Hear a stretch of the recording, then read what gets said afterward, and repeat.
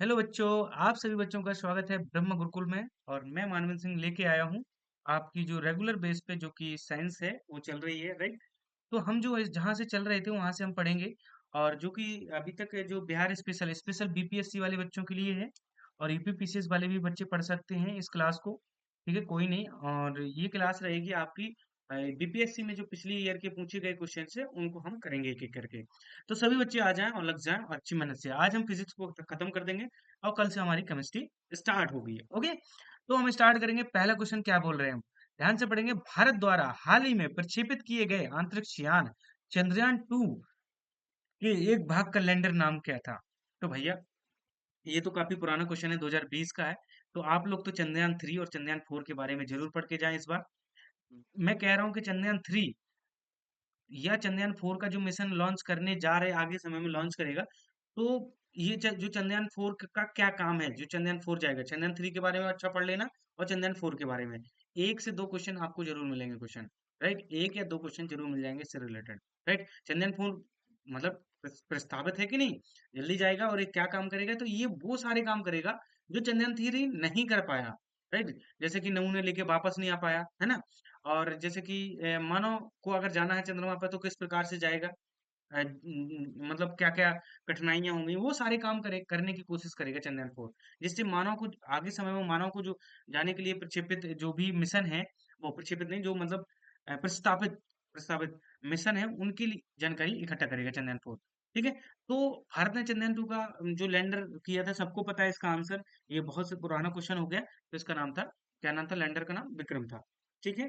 इसके बाद चलेंगे हम अगले क्वेश्चन की ओर। अगला क्वेश्चन क्या है, इनसैट 2 कब छोड़ा गया? अब देखो, इनसैट 3D चल अभी अभी रिसेंट में कौन सा हुआ है, तो देखो, INSAT INSAT 3D INSAT 3D mission के बारे में आ चुकी है। तो करंट का क्वेश्चन तो इनसैट 3D से बनेगा। बट ये पुराना क्वेश्चन है, 1992 का क्वेश्चन है। तो इनसैट 2 कब छोड़ा गया, पहली बार कब छोड़ा गया था, ये क्वेश्चन पूछा गया है। तो आप सभी बच्चों को सबको पता होगा कि इनसैट 2 कब छोड़ा गया। तो वो छोड़ा गया था 10 जुलाई 1952 को, 92 को, सॉरी, 10 जुलाई 1992 को छोड़ा गया था। 1992 को छोड़ा गया था। ओके, 10 जुलाई 1992 को छोड़ा गया था। इनसेट 2 कब छोड़ा गया? अब आपको पढ़ना है इनसेट 3D। अगर आप मेरी करंट की क्लास लेते हैं, राइट, करंट की जो आई दृष्टि वाली मैं ले रहा हूँ, अगर आप वो क्लास लेते हैं तो आपके ये जो प्रक्षेपित रिसेंटली प्रक्षेपित जो भी मिशन हुए हैं, वो मैंने बहुत अच्छे से क्लासें ली हैं। पहली क्लास से देखिए 5 क्लासों तक तो आपको यांत्रिक से रिलेटेड डाटा होगा, जिसके क्वेश्चन आपके दो क्वेश्चन आपको जरूर मिलेंगे। ओके, तो श्योर आप इसके बाद नेक्स्ट क्वेश्चन की कोशिश करेंगे। ओके, अगला क्वेश्चन क्या है, ये अब हम जो पढ़ेंगे, और ये क्वेश्चन भी है, उपग्रह का उपयोग किया जाता है, ठीक है, इस तरीके का। ओके, तो अगला अगला जो टॉपिक पढ़ेंगे, प्रमुख वैज्ञानिक एवं आविष्कार। क्या पढ़ेंगे? प्रमुख वैज्ञानिक एंड आविष्कार। तो प्रमुख वैज्ञानिक एंड आविष्कार से हम क्या पढ़ने जा रहे हैं, तो इसका पहला क्वेश्चन करने की कोशिश करेंगे। रडार का आविष्कारक कौन था? तो Robert Watson, Fleming, Bush Ball या ऑटसन, वो ऑस्टन। ठीक है। तो कौन था रडार, जो रडार की जो खोज की थी वो किसने की थी, आविष्कारक का नाम पूछा है। तो आप सभी बच्चे बताएं, कमेंट करके जल्दी जल्दी कमेंट करते जाएं। तो Robert Watson is the right answer. क्या आंसर होगा? Robert Watson is the right answer. इसने रडार की खोज की थी। रॉबर्ट वाटसन ने किसकी खोज की थी? रडार की खोज की थी। तो आपको याद रखना, Robert Watson is the right answer. Okay, हम नेक्स्ट क्वेश्चन की ओर चलेंगे। नेक्स्ट क्वेश्चन क्या बोला जाएगा? नेक्स्ट क्वेश्चन बोला कि सर सीवी रमन, क्या सर सीवी रमन को भौतिक पुरस्कार प्राप्त हुआ? सर सीवी रमन को भौतिक का नोबेल पुरस्कार किया सन 1928, सन 1930, सन 1932 और सन 1950। तो सर रमन को भौतिक का नोबेल पुरस्कार कब प्राप्त हुआ? तो सभी बच्चे कमेंट में बॉक्स में कमेंट तुरंत छोड़ दें। और जो कि सर सीवी रमन को जो भौतिक के लिए जो नोबेल पुरस्कार मिला था, वो कब मिला था? तो बिल्कुल बिल्कुल बहुत बढ़िया आंसर, तो ये मिला था 1930, बिल्कुल 1930 को मिला था। B option is the right answer. भारतीय शास्त्र के लिए, सॉरी, भौतिक शास्त्र के लिए नोबेल पुरस्कार प्राप्त करने वाले पहले भारतीय डॉक्टर चंद्रशेखर वेंकट रमन, जिनका शॉर्ट नेम हम बुलाते हैं सर सीवी रमन। उन्होंने वर्ष 1930 में यह पुरस्कार प्राप्त हुआ। भारत में संबंध अन्य नोबेल पुरस्कार विजेताओं के भी नाम पढ़ सकते हैं, जैसे डॉक्टर, वो सॉरी, रविंद्रनाथ टैगोर हैं। ठीक है, रविंद्रनाथ टैगोर हैं। अगर इनका नाम पूछा जाए तो इनको साहित्य में मिला था 1930 में, जो सबसे पहले पुरस्कार मिला था। सीवी रमन है तो 1913 में मिला था इनको, और सीवी रमन को 1930 में मिला था। ठीक है, इसी प्रकार से हरगोविंद खुराना हो गए। कौन हो गए? हरगोविंद हरगोविंद खुराना हो गए।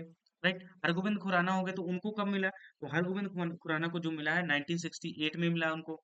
ठीक है, इस प्रकार से और भी बहुत सारे हैं, जैसे सुब्रमण्यम चंद्रशेखर हो गए, भौतिकी में मिला है। हरविंद खुराना है, इन्हें चिकित्सा में मिला था 1968 में। और जैसे सुब्रमण्यम चंद्रशेखर हो गए, उन्हें भौतिक में मिला था 1983 में। चंद्रशेखर सुब्रमण्यम 1983 1983 में मिला था इनको। ठीक है, ये चंद्रशेखर सुब्रमण्यम का इनको भौतिकी में मिला था। तो इस तरीके से तो जरूर याद रखना, चंद्रशेखर सुब्रमण्यम का भी याद रखिएगा, और इनका याद रखिए सीवी रमन, क्योंकि ये चंद्रशेखर मतलब याद तो सबका रखना। राइट, तो इनका भी लाइन से याद रखिएगा।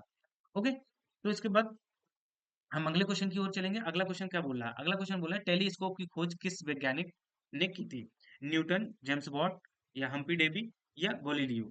तो टेलीस्कोप की खोज किसने की थी? सभी बच्चे बताएंगे टेलीस्कोप की खोज सबसे पहले किसने की थी। तो टेलीस्कोप की खोज की थी गैलीलियो ने। ठीक है, गैलीलियो ने की थी टेलीस्कोप की खोज।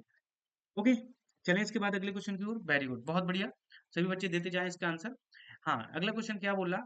इस सदी की शुरुआत में हवाई जहाज का आविष्कार किसने किया था? रॉबर्ट, हाँ sorry, Wright brothers brothers, James Watt, Humphry Davy, या ब्राउन बॉन ब्राउन? तो इस सदी की शुरुआत में, जो ये सदी स्टार्ट हुई थी, इसकी शुरुआत में हवाई जहाज की खोज किसने की थी? सबसे पहला पॉइंट है, हवाई जहाज की खोज किसने की थी इस सदी की शुरुआत में? तो वो की थी राइट ब्रदर्स ने। किसने की थी? राइट ब्रदर्स ने। दो भाई थे, राइट, उन लोगों ने क्या की थी इस सदी की शुरुआत में, किसकी खोज की थी? तो वो की थी हवाई जहाज की खोज। ओके, याद रहेगा ना? चलें अगले क्वेश्चन की ओर। हाँ, बिल्कुल याद करना। देखो, मैंने फिजिक्स के सारे क्वेश्चंस कराए हैं, 3-4 क्लासें हैं, आप एक बार देख लो, बीपीएससी के जो भी प्रीवियस ईयर पेपर हैं वो सारे हो जाएंगे। और आने वाले 13 दिसंबर को जो पेपर है बीपीएससी का, बिल्कुल एकदम ताबड़तोड़ देके आना सभी बच्चे। ठीक है, आधुनिक टेलीफोन का उपयोग करता है, सॉरी, आधुनिक टेलीफोन उपयोग करता है रेडियो तरंगों का, ध्वनि तरंगों का, दृश्य प्रकाश का, या चुंबक का? तो आधुनिक टेलीफोन उपयोग क्या करता है बताइए? उपयोग करता है किस प्रकार की तरंगों का? तो ये करता है रेडियो तरंगों का, बिल्कुल, रेडियो तरंगों का उपयोग करता है। तो अगर हम इसको अगर डिटेल में पढ़ें, तो आधुनिक टेलीफोन में रेडियो तरंगों का उपयोग किया जाता है, चालक तरंग किया जाता है। चालक तारों में आवेश की त्वरित गति से रेडियो तरंगें उत्पन्न होती हैं। जो चालक होता है उसमें तारों में आवेश की त्वरित गति से क्या होता है? उसकी तरंगे मतलब रेडियो तरंगें उत्पन्न होती हैं। रेडियो तरंगों का उपयोग रेडियो और टेलीविजन संचार प्रणालियों में भी किया जाता है। ये सामान्यतः 500 किलो हर्ट्ज से 1000 मेगा हर्ट्ज की आवृत्ति परास में होती है। ठीक है, तो याद रखना कि आधुनिक टेलीफोन का उपयोग जो किया जाता है वो रेडियो तरंगों, आधुनिक टेलीफोन का उपयोग करते हैं रेडियो तरंगों। ठीक है, अब इसके बाद विविध के क्वेश्चन पढ़ेंगे। ठीक है, तो विविध के क्वेश्चन को देखने की कोशिश करिएगा, जो कि ओवरऑल विविध में जो मिक्स क्वेश्चन आते हैं फिजिक्स से रिलेटेड। तो पहला क्वेश्चन क्या बोला? घड़ी में प्रयोग होने वाले क्वार्ट्ज क्रिस्टल होते हैं, जो घड़ी होती है उसमें प्रयोग होते हैं क्या? Quartz crystal. तो ऑप्शन ए सोडियम, हाँ sodium silicate, option B silicon dioxide, option C germanium oxide, option D titanium oxide, या उपयुक्त में से एक से अधिक या कोई नहीं? तो आप बताइए कि घड़ी में प्रयोग होने वाले क्वार्ट्ज क्रिस्टल, ये शायद मैं पहले भी करा चुका हूँ, तो सभी बच्चे कमेंट करते जाएं एक एक करके। तो क्वार्ट्ज क्रिस्टल होते हैं, वो होते हैं सिलिकॉन डाइऑक्साइड के। देखो, स्पीड के साथ पढ़ा रहा हूँ, तो एक आध वर्ड अगर गलत हो जाएगा ना इतने सारे मतलब, तो उसको समझ लिया करें। वैसे भी गलत तो नहीं बोलता हूँ, लेकिन जल्दीबाजी में निकल जाता है। ठीक है, उसके बाद देखो, स्पीड में पढ़ना है, क्योंकि हमें नंबर ऑफ क्वेश्चन ज्यादा करने हैं, और ज्यादा करेंगे तभी हमारा ज्यादा भला हो पाएगा, और जल्दी करना है। ठीक है, हाँ, गॉड गार्ड पार्टिकल हैं न्यूट्रॉन, हिग्स बोसॉन, मेसॉन, या पॉजिट्रॉन? तो बताइए गॉड पार्टिकल कौन से हैं? ठीक है, तो जल्दी बताइए आंसर। ओके, बिल्कुल, बहुत बढ़िया बहुत बढ़िया। तो हिग्स बोसॉन क्या होगा? Higgs boson. ठीक है, हिग्स बोसॉन जो कि गॉड पार्टिकल्स हैं। Option number B is the right answer, जिस बच्चे ने दिया है। अगले क्वेश्चन की ओर देखेंगे बड़े ध्यान से और अच्छे वे में। अगला क्वेश्चन क्या बोल रहा है? अगला क्वेश्चन बोल रहा है कि 2012 में CERN यूरोपीय प्रयोगशाला में एक बहु बहुप्रचारित गॉड कण, अभी हमने पढ़ा कि खोज की गई थी, इस कण का वैज्ञानिक नाम क्या था? तो अभी हमने जस्ट जस्ट पढ़ा है, सेम क्वेश्चन है, तो सेम क्वेश्चन का आंसर आपको तुरंत देना चाहिए कि इसका जो नाम था वो था हिग्स बोसॉन। बोसॉन, ठीक है, Higgs boson is the right answer. Okay, चलें इसके बाद अगले क्वेश्चन की ओर। हम्म अगला क्वेश्चन बोल रहा है कि निम्नलिखित में से कौन सा फोटो इलेक्ट्रिक उपकरण डिजिटल अनुप्रयोगों के लिए सबसे उपयुक्त है। ठीक है, निम्नलिखित में से कौन सा फोटो इलेक्ट्रिक उपकरण डिजिटल अनुप्रयोग के लिए सबसे उपयुक्त है। ठीक है, तो इसका आंसर बताना है जल्दी से जल्दी। तो इसका आंसर होगा फोटो वोल्टिक सेल। ठीक है, मतलब क्या कहने का मतलब है, निम्नलिखित में से कौन सा फोटो इलेक्ट्रिक उपकरण जो होते हैं, उपकरण डिजिटल अनुप्रयोग के लिए उपयुक्त है, तो वो है फोटो वोल्टिक सेल। ओके, इसके बाद हम चलेंगे नेक्स्ट क्वेश्चन की ओर। नेक्स्ट क्वेश्चन क्या पूछा, तो बहुत सिंपल क्वेश्चन होगा कि एलईडी एलईडी के संदर्भ में कौन सा कथन गलत है। एलईडी प्रकाश स्रोत स्रोत ऊर्जा की कम खपत करते हैं।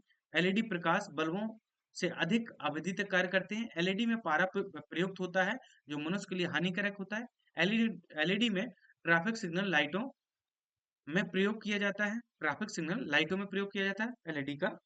ठीक है, उपयुक्त में से कोई नहीं है, एक से अधिक। तो इसके लिए कौन सा कथन है जो गलत है।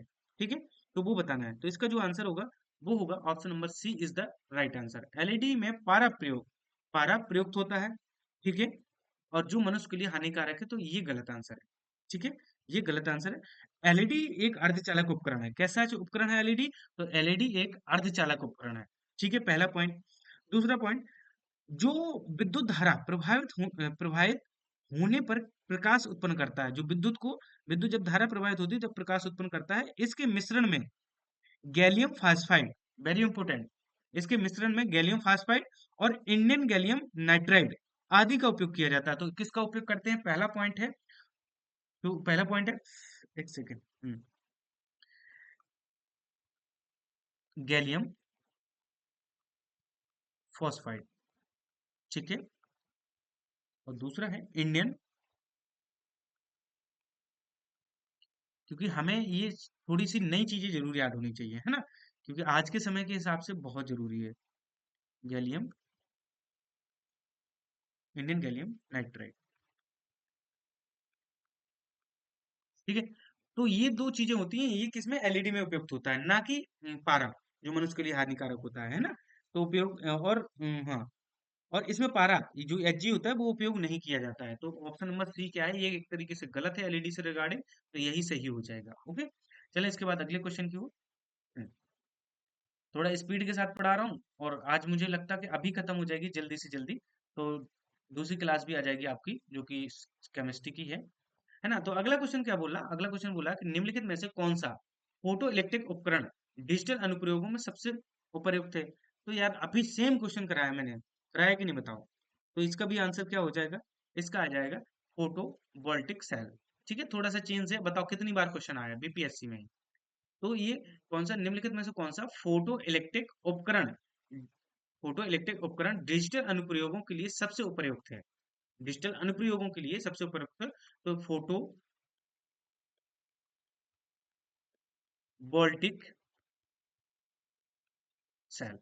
ठीक है, ये बहुत ज्यादा उपयुक्त है। ठीक है, तो इसके बाद अगले क्वेश्चन की ओर देखेंगे। अगला क्वेश्चन क्या बोल रहा है, निम्नलिखित में से ग्रीन हाउस गैस है, निम्नलिखित में से ग्रीन हाउस गैस है, कार्बन डाइऑक्साइड, ओजोन, सीएफसी या मीथेन, या उपयुक्त में से कोई नहीं है, एक से अधिक। तो भाई आप लोगों को ये क्वेश्चन पढ़ना चाहिए, अगर नहीं पढ़ना तो आप लोग बहुत ज्यादा बेकार हो। ठीक है, तो कौन सी ग्रीन हाउस गैस है, तो ये सारे गलत है, इसमें से होगा, मतलब सॉरी, इसमें से जो आंसर होगा वो होगा उपयुक्त में से कोई नहीं है, उपयुक्त में से एक से अधिक। देखो, ग्रीन हाउस गैस पृथ्वी के वायुमंडल में मौजूद वे गैसें हैं जो पृथ्वी से परिवर्तित होने वाली विकिरणों को रोककर वायुमंडल को गर्म बनाए रखती हैं। कुछ प्रमुख ग्रीन हाउस गैसें जैसे कार्बन डाइऑक्साइड, मतलब ये सारी गैसें हैं एक साथ ना, carbon dioxide, ozone, CFC, methane, ये सब सारी ग्रीन हाउस गैसें हैं। ठीक है, तो जैसे carbon dioxide, methane, nitride oxide, जल वाष्प या हाइड्रोक्लोरोकार्बन, ये और ओजोन। इस प्रकार प्रश्न में एक से अधिक विकल्प सही है, तो option number D is the right answer. Okay, चले इसके बाद अगले क्वेश्चन की ओर। बहुत बढ़िया, एक सेकंड, आप कमेंट बॉक्स में कमेंट भी करते जाया करेंगे जब भी क्लास लिया करेंगे। ठीक है, और नवा क्वेश्चन क्या बोला, निम्न में से कौन सी धातु अर्धचालक के रूप में ट्रांजिस्टर में प्रयोग आती है। राइट, वो कौन सी धातु है जो सेमीकंडक्टर ठीक है। अर्धचालक सेमीकंडक्टर के रूप में ट्रांजिस्टर में काम आती है, तो वो कौन सी?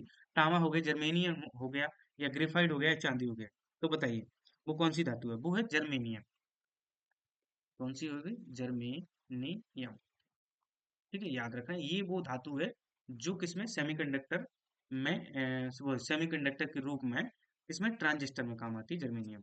ओके, याद रखिएगा। सिलिकॉन और जर्मेनियम जैसे जैसे कुछ पदार्थ के विद्युत प्रतिरोध का मान चालकों एवं विद्युत प्रतिरोध के बीच का होता है। इन्हें अर्धचालक कहते हैं। ये सामान्यतः चालक होते हैं, लेकिन इनमें कुछ अपद्रव्य मिलाने पर इनकी चालकता बढ़ जाती है। ठीक है, तो ये याद रखना। चलें इसके बाद अगले क्वेश्चन की ओर। हम्म अगला क्वेश्चन क्या बोला जा रहा?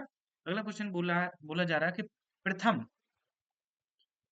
प्रथम भारतीय उपग्रह आर्यभट्ट कब छोड़ा गया? 10 जुलाई 1992 को, 1 नवंबर 1966 को, 19 अप्रैल 1975 को, 2 दिसंबर 1975 को। ठीक है, तो बताइए आर्यभट्ट प्रथम भारतीय उपग्रह आर्यभट्ट कब छोड़ा गया? सभी को पता होना चाहिए। तो ये छोड़ा गया था 19 अप्रैल 1975 को। ठीक है, ऑप्शन नंबर बी जिस बच्चे ने लगाया एकदम करेक्ट आंसर। ठीक है, तो आज के मेरे हिसाब से पूरी जो फिजिक्स वाला पोर्शन है, भौतिकी विज्ञान, जिसे भौतिक विज्ञान बोलते हैं हम लोग हिंदी में, तो भौतिक विज्ञान के जो सारे क्वेश्चंस हैं, और आपको मैं बता दूं कि आप अगर आप बीपीएससी पेपर देने जा रहे हैं तो भाई साइंस अच्छी करके जाना, बहुत क्वेश्चन पूछे जाएंगे। मैंने कहा स्तंभ, हिस्ट्री, पॉलिटी, ज्योग्राफी, साइंस और प्लस करंट। ये क्या है? ये एक जब घर बनाते हैं ना तो चार स्तंभ दे देते हैं ऐसे, और एक टोकरी के लिए एक वो करते हैं, तो ये पांच हो गए। तो ऐसे ऐसे एक टप्पर बन जाता है, तो ये एक घर है। अगर ये चार पांच सब्जेक्ट आप करके जा रहे हैं तो आपका, मुझे नहीं लगता कि कोई छोड़ने वाला, मतलब आपका सिलेक्शन रुकने वाला है। ठीक है, तो बीपीएससी वाले फिजिक्स साइंस को अच्छे से करके जाएं। ठीक है, जहां से भी पढ़ें, जैसे भी पढ़ें, बट अच्छा पढ़ के जाएं। ओके, आज के लिए इतना ही करते हैं। अब हम अगली क्लास में लेके आएंगे रसायन विज्ञान, जिसे हम केमिस्ट्री बोलते हैं। ठीक है, क्या लेके आएंगे? रसायन विज्ञान। ठीक है, तो रसायन विज्ञान में ज्यादा से ज्यादा क्लासें लूंगा, पूरी बीपीएससी के प्रीवियस ईयर करा दूंगा। ज्यादा से ज्यादा क्लासें होंगी पांच, चार, मैक्सिमम पांच, इसमें पूरा हो जाएगा। और वो भी ज्यादा बड़ी बड़ी नहीं, 20 से 30 मिनट की। ठीक है, इसके बाद हम बायो लेके आएंगे, जो थोड़ी क्लासेस ज्यादा रहेंगी, और बायो से जरूर क्वेश्चन पूछे जाते हैं, तो फिर मैं बायो चलाऊंगा। तो इसको हम, मेरा टारगेट है कि मैं अगले आने वाले, मतलब 10 दिन के अंदर इस साइंस में आपके खत्म कर दूंगा, और 2 बार इसका रिवाइज पूरा करा दूंगा एग्जाम तक, है ना? हाँ, तो साइंस और बाकी सब्जेक्ट चल रहे हैं, ऐसा नहीं कि ये करा यही अकेला कराना। आप करंट जाइए, करंट चल रही है, उसी तरीके से करंट का टारगेट है। आप ये बिहार स्पेशल जाइए, वो भी चल रही है। यूपी पीसीएस वालों के लिए भी सब्जेक्ट चल रहे हैं, तो आप ज्वाइन करिएगा। सारे सब्जेक्ट चल चुके हैं। ठीक है, तो आज के लिए इतना ही करते हैं। आप मिलते हैं अगली क्लास में। ओके एवरीवन, और अच्छी क्लास अच्छे वे में पढ़ते चलिएगा, आपका सिलेक्शन जरूर होगा। Okay, bye bye.